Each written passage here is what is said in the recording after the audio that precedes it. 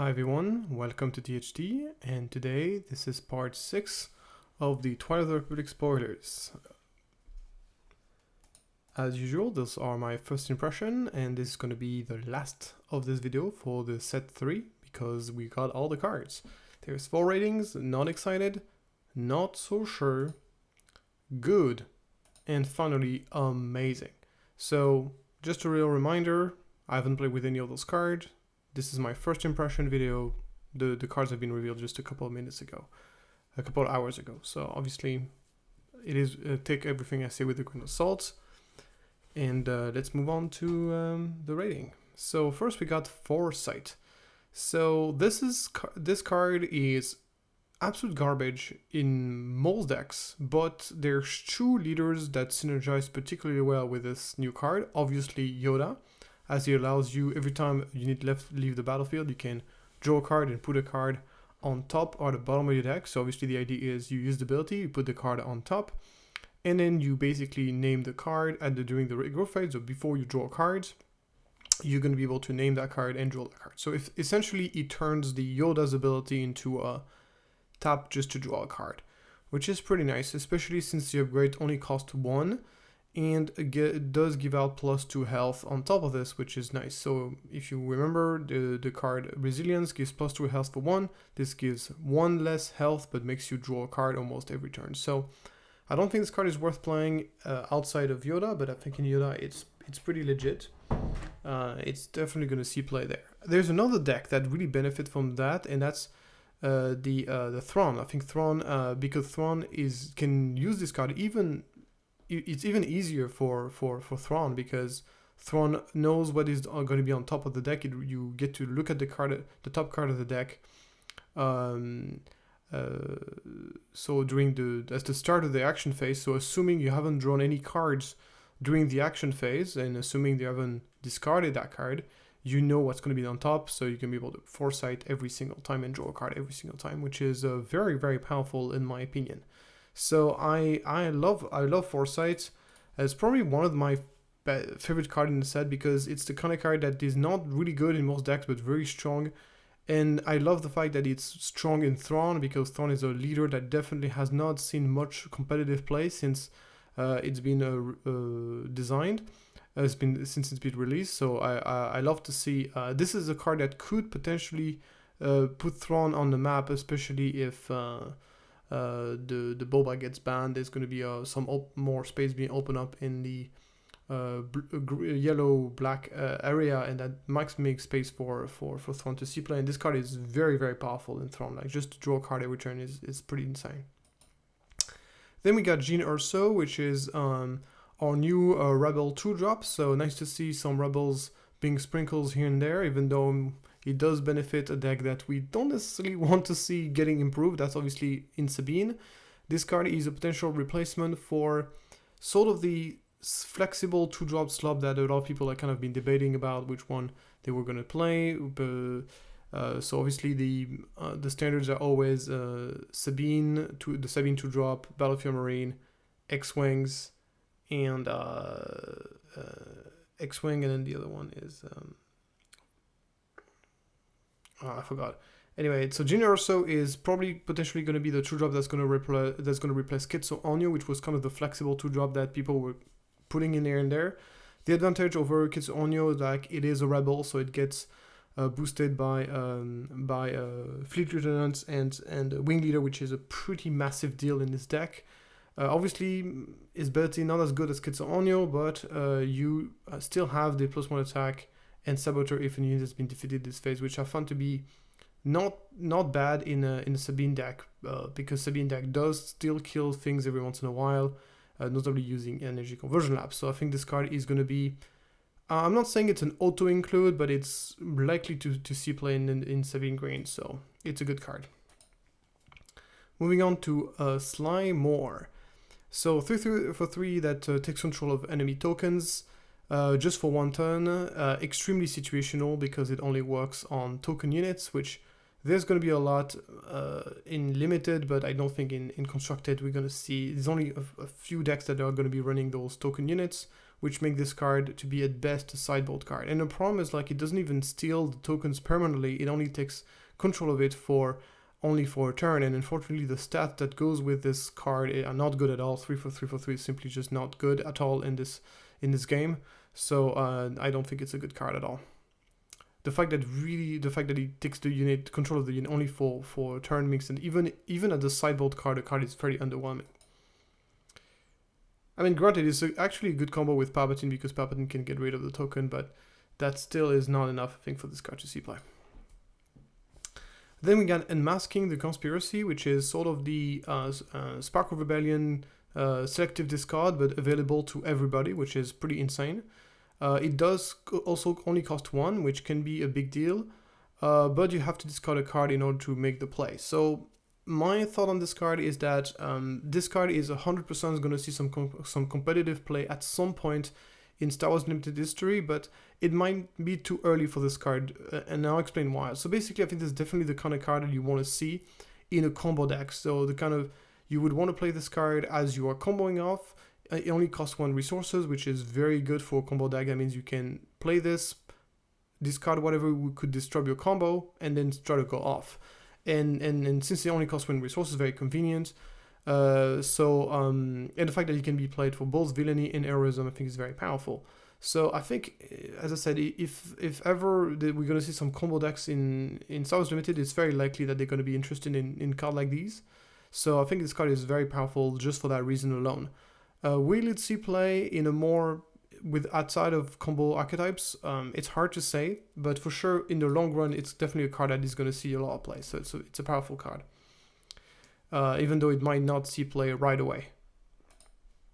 Then we got Execute Order 66, a very thematic card, but I'm not a big believer in it. First of all, we haven't seen any like Jedi decks really. Like there's decks that play a few Force units to enable some Force enablers, but they're not entirely made of Jedi. But even I guess you can hit 2 units with this card. It's already pretty good. I mean, 6 damage for 4 is pretty decent. But the thing is, like, he also does give out clone troopers to the opponent. So the card is very, very niche. And I don't think it's going to see play, at least in this set. Also, most of the powerful Jedi, in my opinion, have 7 health, whether they're the leaders, or even like stuff like Luke, Jedi Knight, which is probably the best Jedi in the game. Makes it a bit awkward because it's just, it would have dealt 7 damage. I would have thought about this card a lot more as a sideboard option, but as a 6 damage, I think it's a bit too, it comes short compared to be able to deal all the problematic Jedi in the set. And so yeah, potentially playable, of course, depending on the meta, but I don't think we are going to be in an environment where this card is going to see play. So moving on, we got Perilous Position, which is some -2/-2 permanent upgrade. I think that if you're going to be doing -2/-2 for 3, you would rather be playing Make an Opening, which heals you on top of doing -2/-2. Here the -2/-2 is permanent, but most of the time, whenever you're playing a -2/-2, it's to kill something permanently. So the fact that the menace is permanent is not really that big, not super relevant. So personally, I would rather be playing Make an Opening over this card in 99% of the case. There might be a few scenarios where you might prefer to play this, so that's why I give it a fry, but it's a very generous fry. I think it's unlikely to see play. Then we have Grim Resolve here. So this card lets you attack with a non-leader unit and give it grits. Extremely situational. The fact that it doesn't even work on leaders is really a deal breaker for the card. So absolutely insanely situational, not a good card at all. And quite overpriced as well. And 2 resources, there's no reason for this card to cost 2 resources. Anyway, All Out Blasters, a very underwhelming upgrade. Normally the 1 resource upgrade at least gives +1/+1. This one gives +1/+0. It does not even attach to vehicles, so it's really bad. It's a truly neutral upgrade though, so you can't really expect more. Then we got Head On to a Squadron, which is another filler card. 1/4 for 2, definitely very bad, doesn't really do anything. Then we got Aggrieved Parliamentarian, which is a card that I don't think we are going to need this card in this set because we haven't seen a lot of discard synergies. or synergies that play around the discard pile. We had a few in set 2, but not super strong. Well, in set 3, really nothing, so I don't expect those strategies to be prevalent in the meta. But for the future, it is a good option to have because it will shuffle the discard pile into opponent's deck. So obviously, it's anti-meal essentially. But you can't do it to yourself, by the way. That would have been insane. But no, you can't do it to yourself. But just having the option, having a card like this available in the game, I think it's positive because it gives options against a graveyard-based deck as kind of a sideboard card. So I give it a try, but this is for the future, obviously. I don't think it's going to see play immediately. Then we got a 6/5 Sentinel for 6. There's just far better Sentinels to play in almost every colors for 6 resources. So this card is obviously not very good. It's probably just for draft. 3/4 for 4 grit. So every time a unit has the tag Separatist, my alarm comes on because obviously Doku can give exploit to any Separatist card, which you have to think about how good this card is going to be in the context of Doku. And I don't think it's very good. Even in the context of Doku, I think that the 3/4 grit is simply just not good enough, even if you manage to exploit it. So, Sanctioner Shuttle is a cool idea.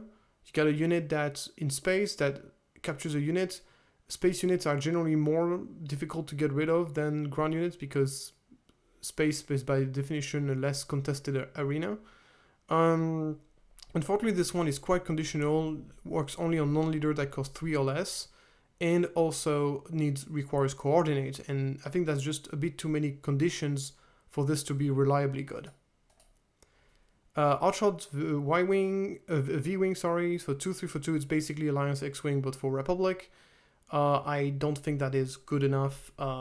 You tell me X-Wing Alliance X-Wing still see play nowadays is because the rebel payoffs are just insane between fleet lieutenants and wing leaders. We don't have payoffs that are nearly as good for the Republic, in my opinion. So I don't think it's going to be C play. Republic Attack Pod. I thought about this card a little bit, especially in combination with some ways to cheat in play. But the problem, because 6/7 for 5 is a lot of stats, the problem is like to control 3 or more units, that's basically 3 or more on top of that unit. So it's not like coordinate where the coordinate count itself. In this case, you need to have 3 units before you actually play the Republic Attack Pod, which is very difficult to do. So especially in villainy, it would be easier to play because it's easier to put down droids than it is to put clones. But yeah, it's just incredibly difficult to play. If you have 3 units on the board, it's already in a good position, you're likely so. And even if you do manage to play it, it's not amazing. So a 6/7 for 5 is just not particularly impressive.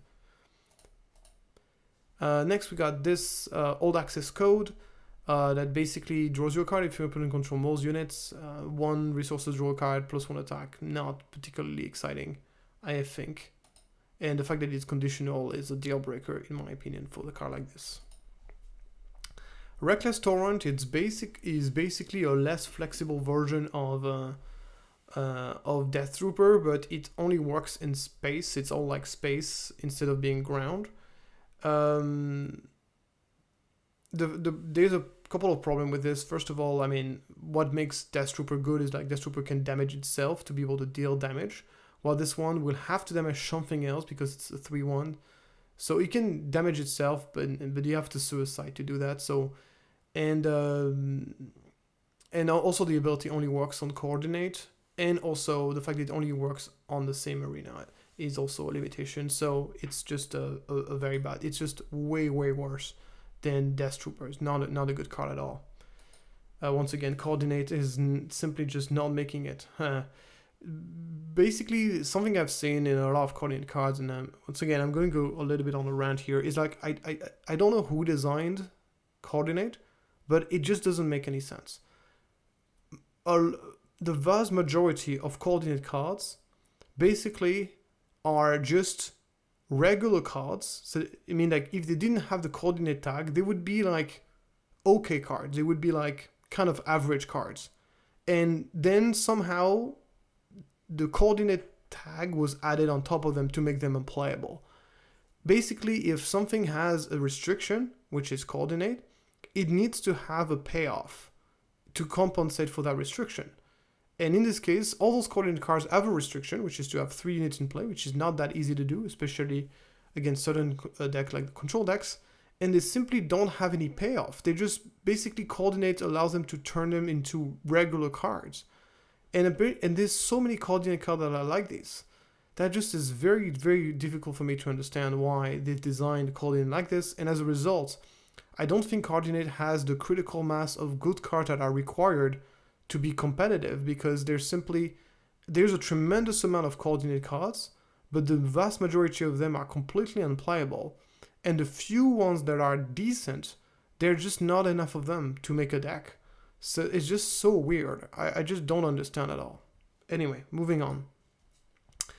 3443 Saboteur is not horrible, but it's basically worse than Fight for Freedom. But Fight for Freedom has a huge advantage of being a rebel and also, of course, heroism card for a cause I believe in, and also has the ability. So it is just, I don't think it's good enough to see competitive play. Squad support here, basically upgrade that give +1/+1 for each trooper you control. I don't think this card is very good. The fact that you cannot attach to leaders is also hard to understand why they did this. I don't think it would have been overpowered if they would have. I think the card is overpriced. It's a win more card because you need to have a lot of units in play to benefit from it.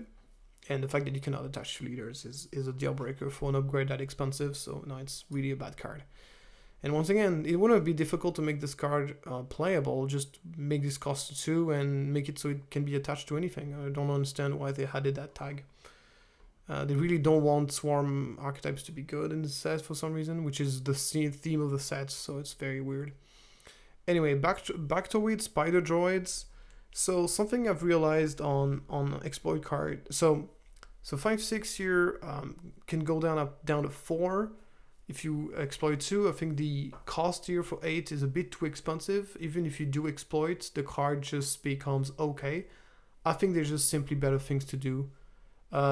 Exploits cards are like very hungry, like they obviously eat your board. So you cannot just play too many exploit cards in your deck. So you have to basically choose the best ones. And unfortunately, Backbone Spider Droid is not one of them. Moving on, we got B2 Legionaries. So the other day, I've talked about the 4/5 for 5 Sentinels Separatist card.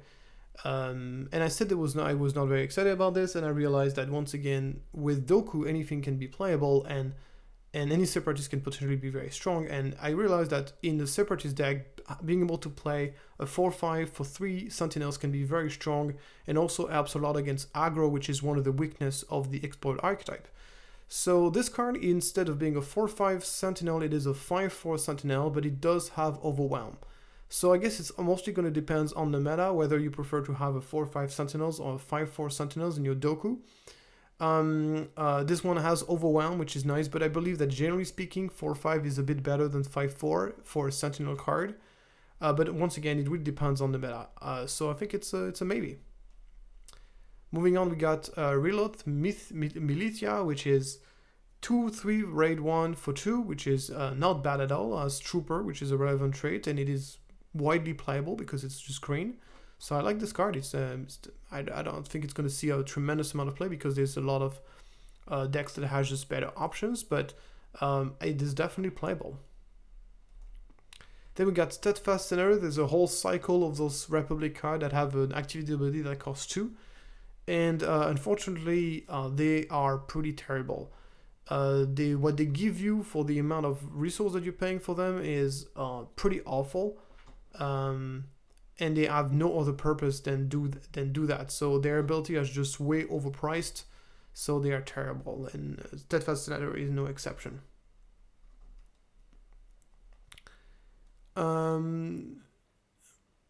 Yeah, so you could argue that this is basically like a surprise strike for free, but yeah, so it gives you cards over time, but I don't think it's particularly this one is, but this might be the best one of them on the official, because this one, like +2 attack and attack right away, is not completely terrible, but I don't think it's playable enough. Barry's Offie is our 1-1 for 1. I think it's the first 1-1 for 1 in the entire game. Obviously horrendous stats, so she must have a good ability to make up for that. Each friendly unit that was healed this phase get +1 attack. Nope. Very, very situational, extremely situational ability. The healing archetype, which is normally what's supposed to go with Obi-Wan, doesn't seem to have any support in the set at all, which is just weird. They made a leader to don't give. I mean, it's not the first time they do that, like putting a leader and then not giving him any support. But it feels like for Obi-Wan, such an important character to the prequel, it would have been nice to make him playable in the set where he appears. But they decided not to do that, which is unfortunate. This card is terrible. The only asset of this card is to be a cheap force unit, but now we have quite a few force enablers, especially in those colors, so I don't think this card is good at all. Moving on, we got Corner the Prey. Extremely situational buff. You need to be attacking a unit that is damaged. In order to have your money worth for this card, the card needs to be heavily damaged for this to really be worth it. And obviously, the unit that you're boosting needs to have Overwhelm in order to benefit from that buff. So that's just a lot of conditions to come down for just not much of an effect at all. It's very weird for a rare, not a good card at all. Then we have Breaking In. So that's a buff spell, and it definitely looks a lot better, especially when you compare to the buffs that we saw earlier. This one allows you to attack with the unit, give +2 attack and Saboteur. It is basically a surprise strike, but instead of +3 attack, it is +2 attack instead, but it gives you the Saboteur for this attack. This card is, in my opinion, absolutely amazing. I think that giving Saboteur is extremely relevant in an aggro archetype. It can be used, of course, to deliver the killing blow. Bypassing any Saboteur can also allow you to kill a unit that is shielded in one shot. I think this is one of the best buff spells in the game. Surprise Strike was the best buff spell in the game. This one it's gonna depend on the meta whether Breaking In or Surprise Strike, which one of the two is gonna see the most play, because obviously if Saboteur is useless, then you would rather have the +1 attack, which definitely can be relevant. But if they're just I'm pretty certain that there's going to be a lot of Sentinels, which makes Breaking the better card. Maybe there's going to be a split. People are going to be a split between the two cards. But yeah, this card is incredible. It's a great option to have for aggro decks. So it's an amazing card in my opinion. Moving on, we got Unshakable Will. And this card is extremely grossly overpriced here. 4 resources for +2/+2 Sentinels, just to give you an element of comparison. Protector, which cost only 1, gives +1/+1 and Sentinel with double vigilance. So even if you pay the aspect penalty with Protector, so 3 resources +1/+1 Sentinel is still better than this card. It's very rare to see a card that is literally, if you pay the aspect penalty, it's going to be better than this. I still would rather have a 3 resources +1/+1 Sentinel than, because the important part about this card is not the stat bonus, is the Sentinel keyword in my opinion. So I don't know, it's just not a good card at all. Then we got Devastating Gunship. Once again, as I said earlier, any Separatist, you got to consider with Dooku how good that can be. This one becomes like a 3/5 for 2, a 3/5 for 3, sorry, with Grit, and that gets to defeat a unit as it comes into play. The win playability is unfortunately too situational in my opinion, and the Grit is not a particularly good keyword, so I don't think it's good enough. If you ever consider playing this card in Grand Inquisitor because of the 3/5 stat line plus Grit, I don't think that's good enough, because you're paying a lot of money for this, 5 resources, and the win playability is once again going to be fairly situational. Then we got Trade Federation Shuttle, one deck in which I can see this card. So it gives you battle token if you have a damaged unit. Having a damaged unit is not an easy condition to meet unless you're playing a new hand list. So new hand can literally play this card and damage it with the hand's ability, and you basically get a 2/1 in space and a 1/1 battle droid token at the same time, which is not too bad. It just populates the board for 3 resources. Is it good enough? I don't know, but maybe in new hand it has a chance to see play if you're playing some sort of swarm new hand deck. This could see play. Then we got Improperty Among Thieves, which is a trick. It is a fairly complicated card, but in reality, in the context of a 1v1 constructed play, what this card does, it's basically choose side, but temporarily. So you give control of one of the units you control, you get control of one of his units, and then at the end of the phase, you swap back position of the card. You give players gives each other's cards. You cannot use it on a non-ready unit, but one of the advantage over choose side is that if you do not control any unit, then you can simply just use this as a change of heart for 4, where you steal the unit, you don't give anything back. It's basically the change of heart for 4 resources if you don't control any units. So obviously 2 things that makes this card significantly more difficult to play than change of heart is obviously the fact that it costs double yellow. So there's obviously going to limit a lot the amount of decks that can use this. For example, if it cost single yellow, that would have been a card that I think could have seen a lot of play in a Palpatine yellow deck, where you can steal the opponent unit and then sacrificing using Palpatine to never give it back. Since it costs double yellow, this is obviously now you have to spend the aspect penalty, and you would rather just play change of heart. Maybe some double yellow deck, tempo deck can play this, but normally tempo decks have a tendency to be playing a lot of units, which mean that taking advantage of the try abusing the card is a lot harder. I think I can see a deck playing this because, as I said, it is a cheaper change of heart in some situation. Some situation you're simply going to give something that is meaningless to the opponent and take something very big. So I think this card is playable. Then we got another cunning card, and that's going to be Cad Bane. Okay, Cad Bane is one of the strongest cards in the set, in my opinion. You got a 7/7 for 7, so insane stats. This is basically a stat that allows you to one-shot most of the leaders in the game. Also kills the leaders in the game. Kills Vader, kills like a lot of stuff. It puts a tremendous amount of pressure on the opponents because it swings for 7. It has a lot of it is a bounty hunter, which means that you can play Relentless Pursuit with it. It is Underworld, meaning that there's tons of Underworld units in the set, meaning that you can you can play this card for a lot cheaper using there's 2 of them. So you can basically use these 2 of them, and remember that using Jabba the Hutt, you can tutor there's 2 of them, play to get it from your deck, and then this allows you to cheat Cad Bane into play, which is pretty insane, and played much earlier than you normally should be. And if you are playing against a deck that doesn't have ways to kill large units like this, it's just going to be a nightmare. So it has obviously immediate impact on the game, as it allows you to capture multiple units at once. Obviously, he will get back all those units if he defeats Cad Bane, but as I said, defeating Cad Bane is not that easy to do. And then he has this on-attack ability where he gets to give back the unit that he's stolen, but you get to draw cards in the process.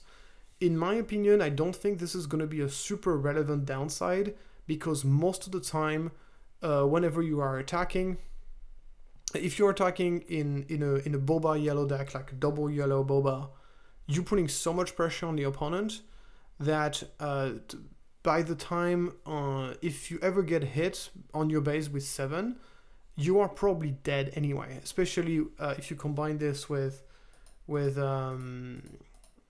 I forgot the name. Yeah, Breaking In, where you get to give the unit Saboteur. you're gonna take 9 in the base, and that's gonna be and you can't even block this with the Sentinel. So it's the kind of card that and then you can give back the card, you're dead anyway, so it doesn't matter. So it's the kind of card that is very much like answer it or die kind of card. So it's the kind of card that says you better have an answer for me. If you don't, you're dead. So that's very good, and I think that's good enough for this card to be really, really strong. Obviously, playtest will confirm how strong this card is, because it's definitely a very unique card. It's not a guarantee that it's going to be amazing, but I think it is very strong. It doesn't really help against control though, which is one of the big weakness of that card. Is like against control, I don't think control is very afraid of the card like this. But it is nevertheless going to be a card that's for sure the bubble players are going to try and see if they can make it work. So for me, I'm going to give this an amazing rating, and we'll see if I get it right or get it wrong. This might be the best capture. It is probably the best capture card we've seen in Star Wars Unlimited. Just such a great card, potentially. Moving on, Advanced Recon Commando. Once again, compare this to Echo-based Defender is just a 4/3 Sentinels. Sentinels obviously much better than Overwhelm. So once again, Republic clones getting the short end of the stick. 6/6 Sentinels, absolute filler, not a good card. Vulture Intercept Wings, very weak on attack effect, no immediate impact on the game, very weak stats, absolutely terrible. 41 Set Elite Corp, another of those coordinate card, which are vastly underpowered. Then we got Senatorial Corvette. This one is a little bit more interesting. You get a 5/4 for 5 in space. Is not bad stats. The Saboteur is not super relevant in space, in my opinion. It's not completely useless, but it's not super relevant. However, the when defeated effect to discard a card is quite strong. It reminds me a little bit of K2SO, even though K2SO has the option of dealing 3 damage. So I don't think aggro deck are going to be wanting to play this card, but maybe in a more mid-rangey red deck, I think this could be played. The fact that it costs 5 also means that you can play it for free with You're My Only Hope. You remember that with Yoda, you got the combo with You're My Only Hope. You get to play that card as soon as turn 2. So I think in the Yoda red, if you're playing a red version of Yoda with You're My Only Hope, you might want to play the 5-drop like this. So I'm giving a maybe for that reason. Provident Destroyer, exploit 2. So my thought process is that any exploit card that doesn't have an immediate impact on the game is automatically discarded. And that reason is because if you do exploit a card into play and that unit gets answered, you are so incredibly far behind. And obviously this card is not even that strong to begin with. So yeah, it's one of the worst exploit card basically that have no immediate impact on the game are not good, and this one is particularly bad in my opinion. 1/4 for 1, yeah, no, thank you, see you next time. Heroes on both sides. I would have been a little bit excited about this card if breaking was not spoiled, because it's kind of the same thing as gain +2/+2 Saboteur, but breaking is much better because you can attack right away as you get this effect, which makes the whole difference. In this case, you get to target a Republic and a Separatist, so if you play both a Republic Separatist, you get double the bonus, but very, very rarely would you have a Republic and a Separatist in the same deck and in play at the same time, so it is quite situational. I don't think it's very good. Hidden Sharpshooter, 4/3 for 4, ambush is pretty bad, so moving on. Then we got Freelance Assassin, 4/2/3 is pretty horrible stats, and the fact that you have to pay 2 for it to deal a unit is just too expensive. That means that you need to play it for 5 in order to get the full effect. It's pretty horrible. Next, we have this 2/1 for 1 that when it's attacking, the defender gets -2/-0. If this card did not have coordinate, it would still be terrible. And the fact that it needs coordinate to have it in effect is just beyond garbage. Then we got Lurk's Bontery, which is a 2/3 for 2 Separatist. Yellow is still doesn't have a lot of great 2-drops, so this card is kind of interesting in that sense. That 3/2 for 2 is not a bad stat line. The effect though is quite situational, but it's quite strong against Han solo. Han 2, obviously, every time he's going to be using the discount ability. You can be able to play, you can be able to ready or exhaust a unit, which may or may not matter. Also can be good against all those new cards that we're seeing that allows you to cheat units in play, like there's 2 of them, and also You're My Only Hope that now is going to be playable thanks to Yoda. So maybe there's ways to use Luke's Bontery, maybe there's a space in the meta. The question is this card better than Viper Probe Droid? That's going to be kind of the question that the Boba YOLO decks are going to be kind of thinking about. So it is definitely playable. Next, we got Caught in the Crossfire. So something that I've seen in this set is like this seem to be wanting to push forward a sort of like mono-red control deck, or like a red-ish control deck. And one of the major weaknesses of those red control decks is like they don't have any ways to deal with very large units. And unfortunately, Caught on the Crossfire does not really solve that problem. It does not do anything that red is not already capable of doing. And it is quite situational because you need to have 2 enemy units in the same arena for this to do anything. So there are going to be situations where this card is amazing, but I think most of the time it's just going to be too situational. So I'm not a big fan. Strategic Analysis draws you a 1,000,000 card for 5, draws you 3 cards. Currently in Star Wars Unlimited, there's no need to draw that many cards usually because of the fact that you're drawing 2 cards per turn, and spending an entire turn just to draw a bunch of cards has never been worth it for my experience, and I don't think this card as a result is very good. Infiltrating Demolisher is an interesting card as it has Exploit 1 Saboteur in this 4/5, so pretty good stat line.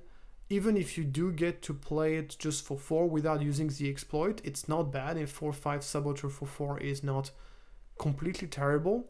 But if you do spend the exploit on it, then the card becomes a lot more powerful. If you play this even in a Doku deck, you can actually play this on turn 1.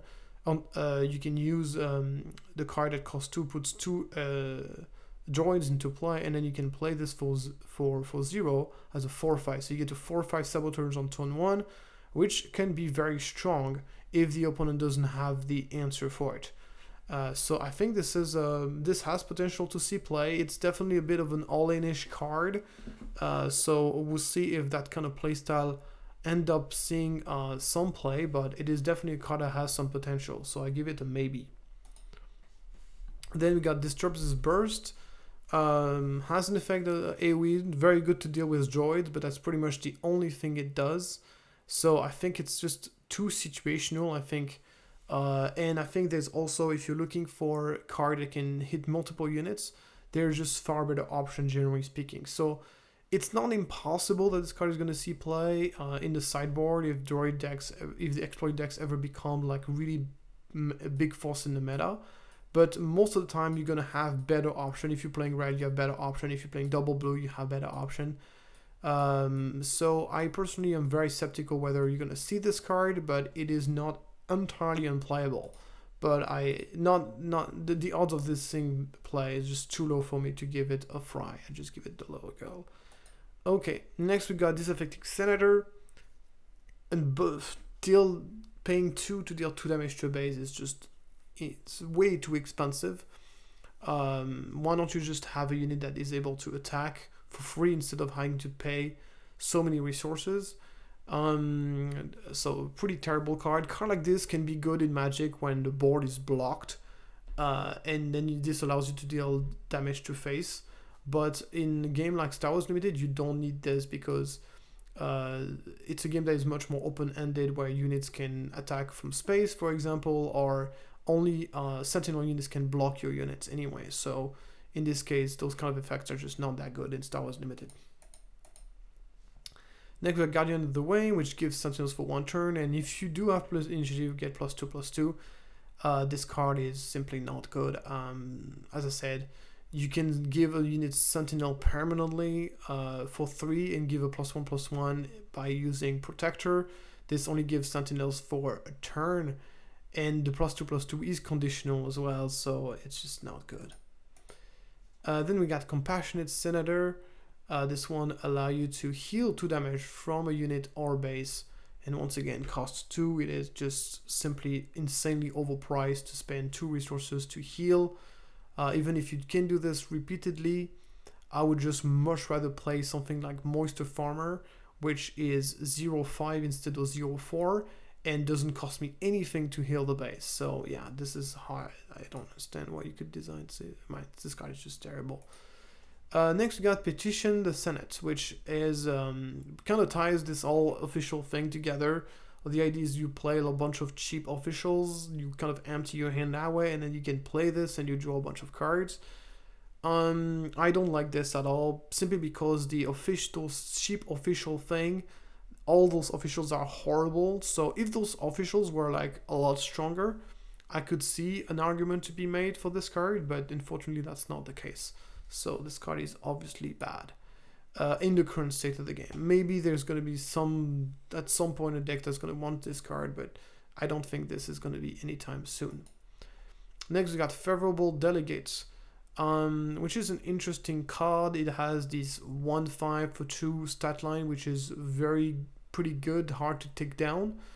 And it has this 1 play draw card. It does have the defeated effect, discard a card from your hand when it does leave the battlefield. This card would basically be kind of useless, but it has a neat synergy with there's 2 of them, because basically most of the 5-drop Republic you can play, cheat and play like Anakin and stuff like this. You can play them on turn 2 if you got a Republic in play. And this card is a Republic, so you can play this on turn 1, draw a card which gives you more chance to find a combo, and then play, there's 2 of them, and cheat into play like something like an Anakin. And if you're playing Anakin as a leader, you also can make good use of the 1/5 body. Not sure if it's going to see play, but I think in this very specific niche of a deck, there's maybe an argument for this card to see play. Then we have Stella Guerrera, and so this card basically whenever you play it, it digs 8 cards deep to find a tactic card, and it turns out that there's actually quite a few good tactic in the game.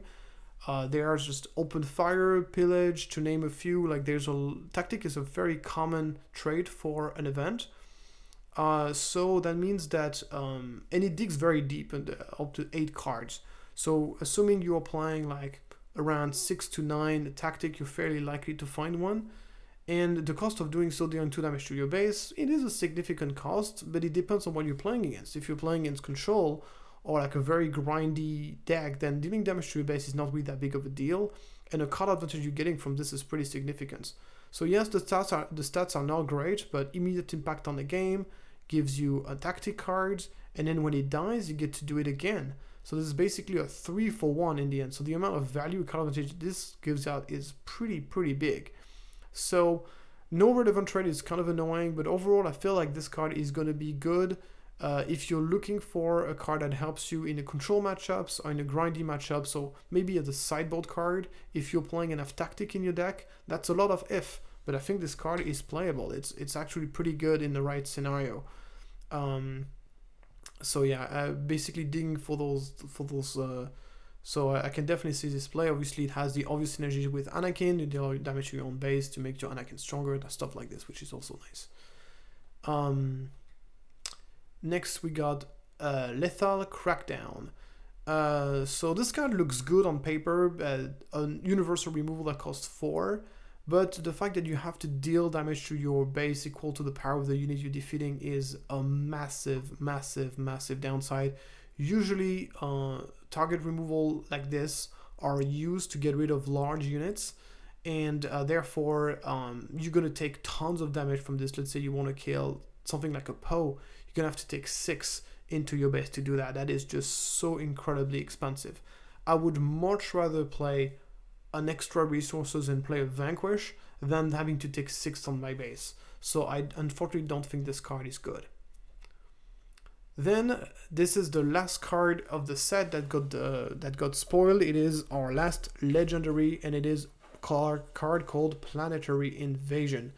And this is a Separatist plan that cost 12. You can actually discount this card using Doku, and it has exploit 3, and it readies 3 units, and each of those units get +1 attack and overwhelm.